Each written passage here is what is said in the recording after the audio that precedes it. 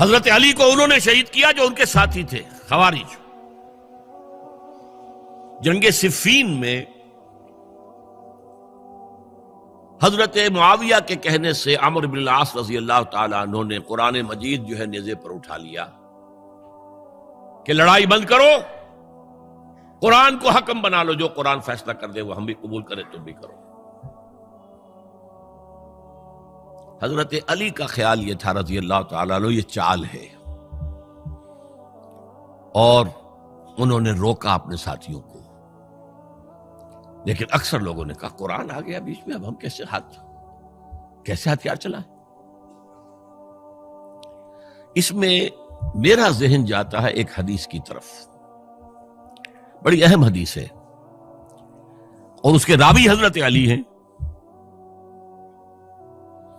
हजरत अली फरमाते हैं कि हुजूर ने फरमाया इन्नहा सतकूनु फितनतुन, अनकरीब एक बहुत बड़ा फितना रुनमा होगा। हजरत अली फरमाते हैं मैंने अर्ज किया मल मखरज मिनहा या रसूल अल्लाह, उससे निकलने का रास्ता कौन सा होगा? फरमाया किताबुल्लाह फीहे खबरु मा क़ब्लकुम व नबअु मा बअदकुम व हुक्मु मा बैनकुम। इस कुरान में तुमसे पहले लोगों की खबरें मौजूद हैं, बाद आने वालों के हालात मौजूद हैं, और तुम्हारे दरमियान जो इख्तिलाफात भी पैदा होंगे उनका हल मौजूद है। तो अब कैसे ना मानते हैं मुसलमान, कुरान को हकम बनाया जा रहा। बहरहाल उसके नतीजे में जो भी हुआ है, ये अब तारीख का मामला है, मैं उसकी तफसील में नहीं जाना चाहता, मसला हल नहीं हो सका। लेकिन हजरत अली की खिलाफत जो है उनके हाथ पर बैत हो गई थी, वो चली, लेकिन 4.5 बरस सिवाय खाना जंगी के और कुछ नहीं हुआ। वो जो काफिला आगे चल रहा था सैले रवां, वो 1 इंच भी आगे नहीं बढ़ा। अलबत्ता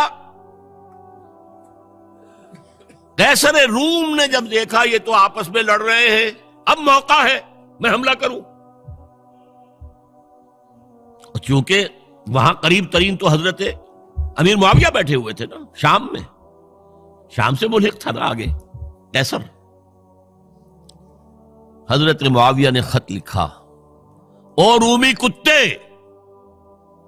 अगर तूने दारुल इस्लाम पर हमला करने की जुर्रत की तो सुन ले कि अली की तरफ से लड़ने वालों में सबसे पहले मुआविया होगा तेरे खिलाफ। लिहाजा उसने जुर्रत नहीं की।